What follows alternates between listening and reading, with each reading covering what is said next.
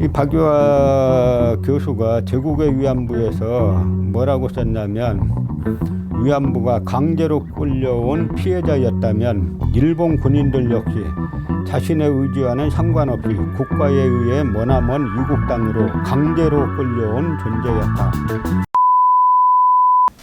마크 램지와 하버드대 교수가 그 위안부를 매춘부였다라고 논문을 써가지고 전 세계적인 소동이 벌어지고 있습니다. 그런데 정작 한국에서는 조용하죠. 그 조용한 구조가 있다고 제가 여러 차례 이 방송에서 이제 말씀을 드려왔습니다.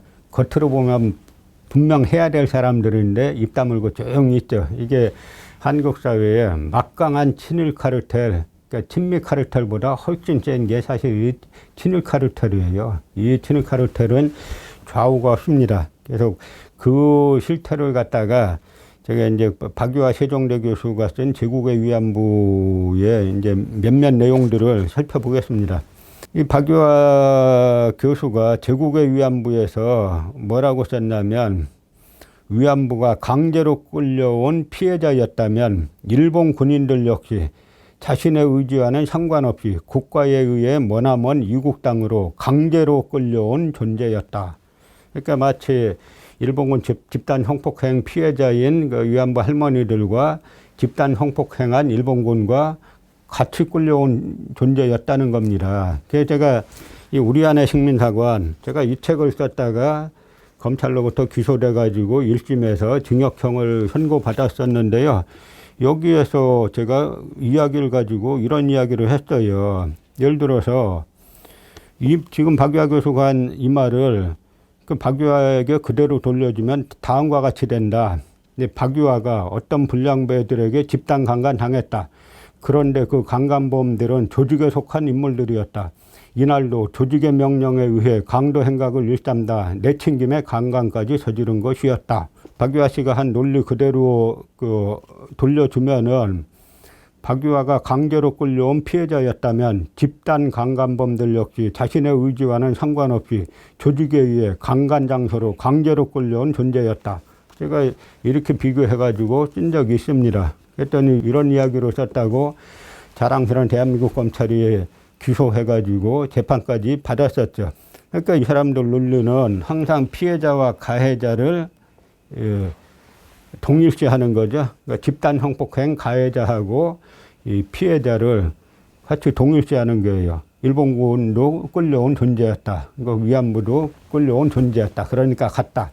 이런 식의 논리들인 거죠.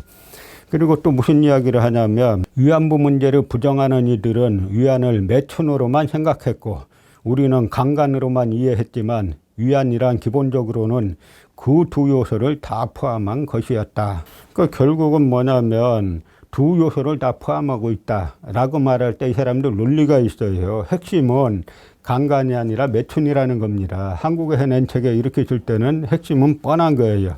그래서 이 책에서 또 박유하 씨가 뭐라고까지 말했냐면요. 조선인 위안부란 조선인 일본군과 마찬가지로 저항했으나 굴복하고 협력했던 식민지의 슬픔과 굴욕을 한 몸에 경험한 존재다. 일본이 주체가 된 전쟁에 끌려갔을 뿐 아니라 군이 가는 곳마다 끌려다녀야 했던 노예임에 분명했지만 동시에 성을 제공해주고 간호해주며 전쟁터로 떠나는 병사를 향해 살아 돌아오라고 말했던 동지이기도 했다. 이 일본군 집단 성폭행 피해자와 동지였다는 거예요. 예를 들어서 이걸 그대로 돌려주면은 이 박유하 이분을 위안부 할머니로 대치시켜서 설명을 하면은 이 박유하로 조직폭력배들이 집단 성폭행했어요. 그래서 재판받습니다. 그럼 이 재판받는 이 피해자인 박유하 씨가 이 집단 성폭행 가해자인 조직폭력배들에게 꼭 무죄를 받으라고 격려해 주던 동지였다. 이 말하고 같은 거죠. 이런 식의 그 글을 썼는데요. 이런 사람들 글을 볼 때 이 위안부 문제만 보면 안 됩니다. 한국 국내에 독도를 일본 거라고 주장하는 배성준이라는 동북아 역사재단의 독도 연구위원이었죠. 동북아 역사재단이란 국고 들어가는 대한민국 국고 수백억으로 운영되는 국가 역사기관에서 뭐 독도 버젓이 일본 거라고 주장했어요. 그러면서 엊그제 보니까 일본이 이제 다케시마에 나를 갖다가 뭐 제정해가지고 뭐 차관을 보낸다라고 하니까 동북아 역사재단에서 뭐 항의 성명을 발표했다. 그럴 때 저희가 그거 보고 이쪽 공부하는 분들은 다 지금 코미디 하네라고 다 웃었죠. 이런 조직을 그대로 두고 있는 나라가 한국인데요. 이 박유화가 또 화해를 위하여란 책을 썼는데 이 책에서 독도 문제에 대해서 뭐라고 했는지 한번 읽어보겠습니다. 박유화 씨는 이렇게 말해요. 일본이 독도에 대해 영유권을 주장하는 것은 언제나 남의 땅을 빼앗는 야욕으로만 치부되어 왔다. 그들의 주장을 제대로 들어볼 필요가 있다. 차라리 독도를 양국 공동 영역으로 하면 어떨까? 전쟁을 하면서까지, 즉 평화를 훼손하면서까지 지킬 가치가 있는 영토란 없다. 독도를 어느 한쪽이 차지하면서 또다시 수십 년 혹은 더 먼 후대에까지 불화의 불씨를 남겨놓는 것보다는 서로 양보하면서 공유하는 편이 훨씬 나을 수 있다. 이 주장은 뭐냐면 동북아 역사재단의 배성준이 주장하고 똑같아요. 배성준이 주장은 독도를 일본 거라고 하는 것은 일본의 일방적인 주장이냐, 사실은 그렇지 않다. 이런 식으로 글 쓰고 논문을 쓴 인물이에요. 지금 이 박유화 주장은 독도를 갖다가 양국 공동 영역으로 하자는 거죠. 그러면서 전쟁을 하면서까지, 즉 평화를 훼손하면서까지 지킬 가치가 있는 영토란 없다.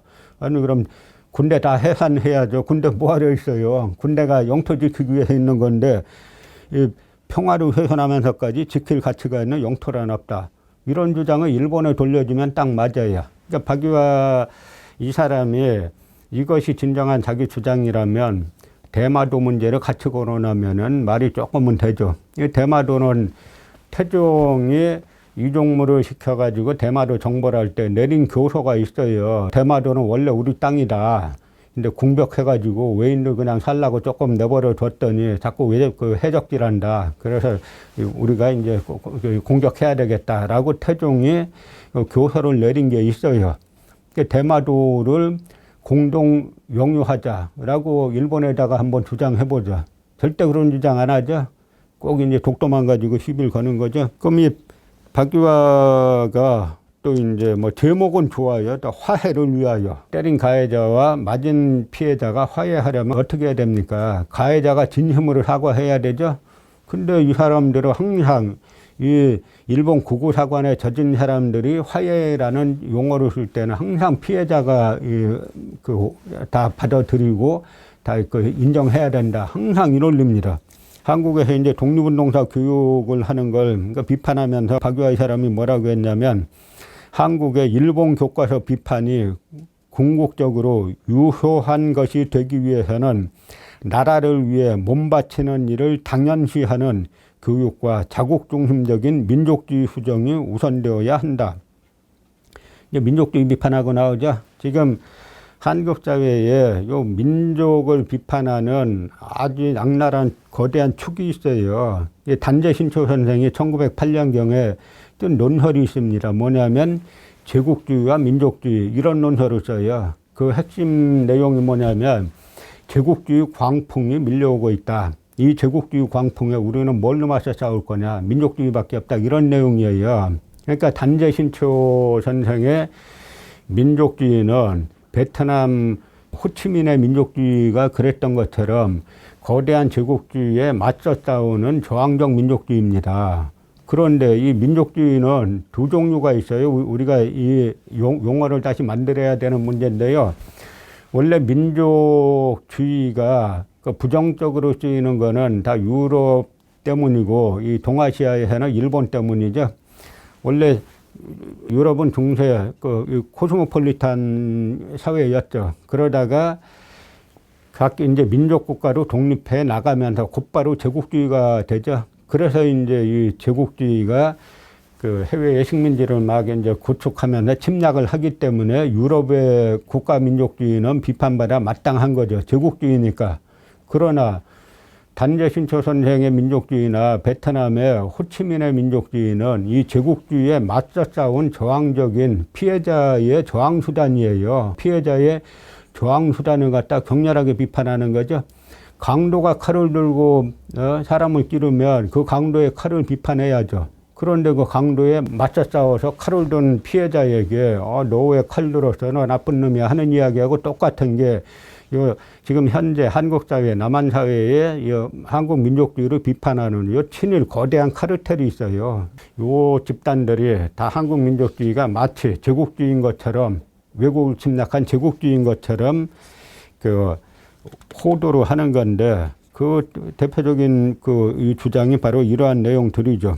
또 박유한은 뭐라고까지 썼냐면, 일본의 야스쿠니 신사 있죠. 일본의 그 A급 전범대를 갖다 합사해가지고 이제 문제가 되고 있는 그 야스쿠니 신사에 한국인인데 과거에 일본군으로 동원돼가지고 싸우다가 이제 죽은 일부 한국인들이 같이 합사되어 있습니다. 여기에 대해 뭐라고 썼냐면, 그들 중에는 천황폐하를 위해 공헌하는 일에 진짜 일본 국민으로 인정받기를 원하던 이들도 적지 않았다. 그러니까 한국인들 중에 천황폐하를 위해 공헌하는 일에 의해 진짜 일본 국민으로 인정받기를 원하던 이들도 적지 않았다. 이런 식의 이 주장을 하는 사람들을 보면은 제가 여러 차례 말씀드리잖아요. 제가 어디 가서 강연을 하면은 가장 많이 듣는 질문이 저 사람도 왜 식민사학 하나요? 그 질문이라 그랬죠. 뭐 이런 거 보고 박유하 씨 이 사람은 왜 이런 주장을 하나요? 야스쿠니에 합사된 한국인들 중에는 천황폐하를 위해 공헌하는 일에 의해 진짜 일본 국민으로 인정받기를 원하던 이들도 적지 않았다. 유태인이라고 나치에 협력한 사람이 없겠어요? 그러면 그 사람들을 갖다가 이스라엘에 가가지고 니네 유태인 중에서도 진짜 히틀러에게 충성함으로써 독일 국민이 되고자 하는 사람이 있잖아. 그러니까 똑같아. 이렇게 말할 수 있겠어요? 아니면 프랑스나 유럽 가서 그렇게 말할 수 있겠어요? 프랑스나 유럽은 그렇게 말하면 당장 감옥 가요. 그런데 한국에서는 거꾸로죠. 그래서 이 박유하를 갖다가 이제 위안부 할머니들이 계속 이제 문제 제기를 하니까 검찰에서 기소 안 하려고 하다가 이제 마지못해서 기소한 적이 있어요. 이 서울 동부지방검찰청에서 2015년 11월 19일에 박유하 교수를 명예훼손죄로 기소했습니다. 프레시안에 나온 이야기를 제가 한번 읽어 드리겠습니다. 박유하 기소에 항의하는 남한 지식인들이 대거 이제 모여가지고 성명서를 발표했습니다. 그 프레시안에 나온 보도를 제가 읽어보면요. 여기 김규항 괄호하고 고래가 그랬어 발행인, 요즘은 이제 중앙일보 그 칼럼니스트죠.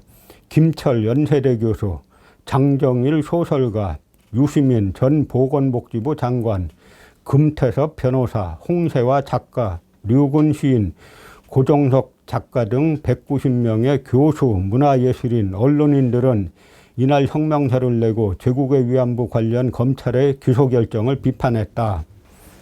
그래서 검찰 기소 당했다가 1심에서 무죄 나왔다가 2심에서 벌금형 나왔죠. 제가 이 책에서 그대로 예언했어요. 한국은 이런 식의 나라 팔아먹는 글쎄도 이제 벌금형으로 나온다라고 했죠. 그 반면에 한국 사회의 친일, 투의 매국 카르텔 이걸 갖다가 비판했던 저는 뭐 이쪽 관심 있는 분들은 다 아시는 것처럼 1심에서 징역 6개월에 집행유예 2년을 받았습니다. 내가 아주 우여곡절 끝에 2심에서 무죄를 받고 그다음에 대법원에서 이제 무죄 확정 판결을 받으면서 뭐 결과적으로는 전화위복이 됐습니다만 일본 구구파 역사관을 비판했던 저 같은 학자에 대해서는 1심 재판부, 이 나라 검찰의 임무영이라는 이 서울 고등검찰청 검사가 자기가 직접 이제 기소를 하고 1심에 나상원 판사라는 사람이 징역 6개월에 집행유예 2년을 때렸는데요. 그것도 초범이라 봐준다 그러면서 때렸어요. 그래서 우리 사회에 이 친일 카르텔이 얼마나 이제 막강한지를 이제 보여준 사례죠. 그러니까 박유하는 분명히 이런 문제가 있는 여러 발언들을 해가지고 기소가 됐는데 이 박유하 기소에 대해서는 때를 지어가지고 검찰을 비판하고 제가 이제 일본 구구파 역사관을 비판한 거에 대해서는 일제히 침묵을 지키거나 오히려 일본 구구파 쪽을 옹호했던 구조가 한국 사회의 구조인 겁니다. 그 부분에 대해서는 다음 시간에 다시 말씀드리겠습니다.